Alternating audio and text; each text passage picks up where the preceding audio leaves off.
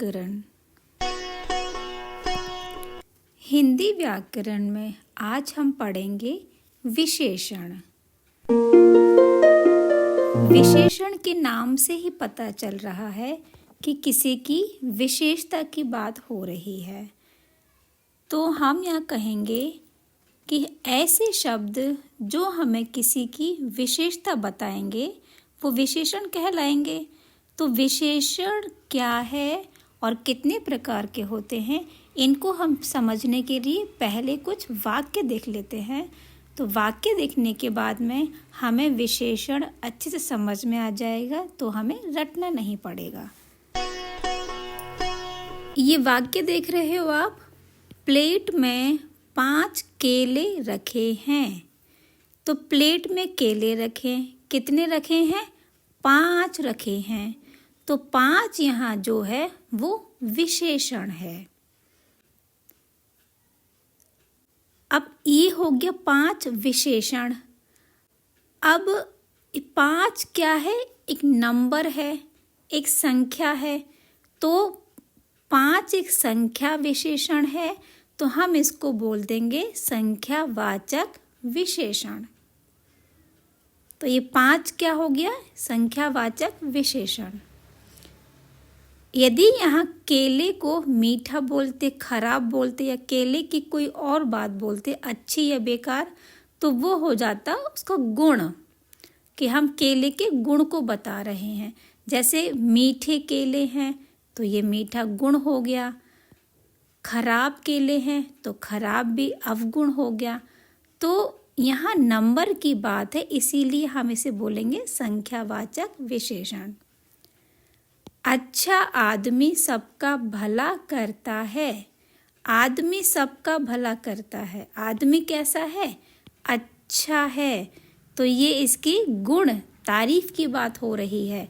तो अच्छा यहाँ हो जाएगा गुणवाचक। तो ये क्या है? गुणवाचक विशेषण। बच्चा प्यासा है, थोड़ा पानी पिला दो। अब बच्चे को प्यास लगी है, पानी पिलाना है। कितना पिलाना है? थोड़ा। थोड़ा क्या है? एक मात्रा है, परिमाण है। तो इसे हम बोलेंगे परिमाणवाचक विशेषण। किसी चीज की विशेषता, गुण या अवगुण बता रहा है कोई शब्द, और वह शब्द कैसा है उसके आधार पर विशेषण का प्रकार बन जाता है। वह घोड़ा है। हम किसी की तरफ स्पेशली अलग से बोल रहे हैं कि वह घोड़ा है। तो घोड़ा यहाँ एक शब्द है और ये क्या है? संज्ञा शब्द है। तो वे शब्द जो संज्ञा के पहले आ रहे हैं, कौन से शब्द? वे सर्वनाम शब्द। वह क्या है? यहाँ सर्वनाम है। इस घोड़े को वह बोला गया है कि वह घोड़ा, तो ये संज्ञा हो गई, ये सर्वनाम शब्द हो गए। तो वे सर्वनाम शब्द जो संज्ञा के पहले आ रहे हैं उनको हम बोल देंगे सार्वनामिक विशेषण। ऐसी किताब मेरे पास है। अब किताब मेरे पास है, लेकिन कैसी? ऐसी। हम किसी से उसको कंपेयर करते हुए बोल रहे हैं कि ऐसी किताब मेरे पास भी है। ऐसी मतलब हम किसी की तरफ संकेत कर रहे हैं या इशारा कर रहे हैं। तो हम किसी की तरफ संकेत करके बात बोल रहे हैं, तो हम इसे बोलेंगे संकेतवाचक विशेषण। अमन दिल्ली कब आया? अमन दिल्ली आया, कब आया? प्रश्न कर रहा है उससे, तो ये हो गया प्रश्नवाचक विशेषण। तो हमें जो वाक्य है, वाक्य में से विशेषण निकालना है। फिर वह विशेषण में किस प्रकार की बात हो रही है, तो उस हिसाब से वो विशेषण का प्रकार हो जाएगा। ठीक है। अभी मैं इसको केवल हल्का हल्का आपसे पहचान करा रही हूँ। हम जब विशेषण के प्रकार करेंगे तो बहुत सारे उदाहरण के द्वारा इनको अच्छे से समझेंगे। अब देखो, जंगल घना है। जंगल कैसा है? घना है। तो ये जंगल की विशेषता हो गई, तो हम इसे बोलेंगे विशेषण। और जिस शब्द की विशेषता बताई जाती है, जैसे यहाँ जंगल की विशेषता बता रहे हैं तो जंगल हो गया विशेष, जंगल को बोलेंगे विशेष शब्द और घना को बोलेंगे विशेषण शब्द। जंगल बहुत घना है, जंगल घना है, कैसा है, बहुत घना है। घना है विशेषण, तो बहुत है विशेषण की भी विशेषता बता रहा है।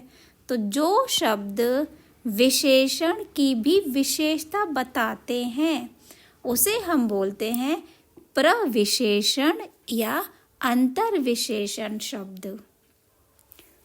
अमन शर्मीला है, अमन शर्मीला है, शर्मीला गुण हो गया अमन का, तो ये है विशेषण, गुणवाचक विशेषण।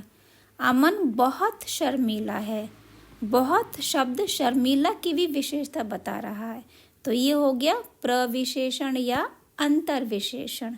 और समझेंगे बाद में बहुत सारे उदाहरण से, तो अच्छे से समझ में आ जाएगा आपको। अभी केवल इतना समझ लीजिए कि जो शब्द विशेषण की भी विशेषता बता रहा है उसे हम बोलेंगे प्रविशेषण या अंतर्विशेषण। अब इतना समझने के बाद में आप विशेषण की परिभाषा बना पाओगे। देखो, हमने अब तक क्या सीखा कि जो शब्द संज्ञा या सर्वनाम का गुण या अवगुण बता रहे हैं, या हम बोले कि संज्ञा या सर्वनाम की विशेषता या हीनता बता रहे हैं, या उनकी तारीफ या बुराई बता रहे हैं, तो हम उन्हें क्या बोलते हैं, विशेषण बोलते हैं। अब इसकी एक छोटी सी परिभाषा लिख लेते हैं विशेषण की। विशेषण की परिभाषा, जो शब्द संज्ञा या सर्वनाम का गुण या अवगुण बताते हैं उन्हें हम विशेषण कहते हैं। विशेषण के बहुत सारे प्रकार हैं, तो विशेषण के प्रकार संख्यावाचक विशेषण, गुणवाचक विशेषण, परिमाणवाचक विशेषण, सार्वनामिक विशेषण, संकेतवाचक विशेषण, प्रश्नवाचक विशेषण। अब इन सभी को हम अलग से पढ़ेंगे और डीपली जाके बहुत सारे उदाहरण के द्वारा। तब तक के लिए आप इतना समझिए, इनको एक बार रीडिंग करके देखिए, कुछ तो समझ में आएगा, ताकि इनको रीडिंग करेंगे तो आपको आगे के जो उदाहरण है वो अच्छे से समझ में आ पाएंगे। तो मिलती हूँ अगली वीडियो में, तब तक के लिए आप सबको मेरी राधे राधे।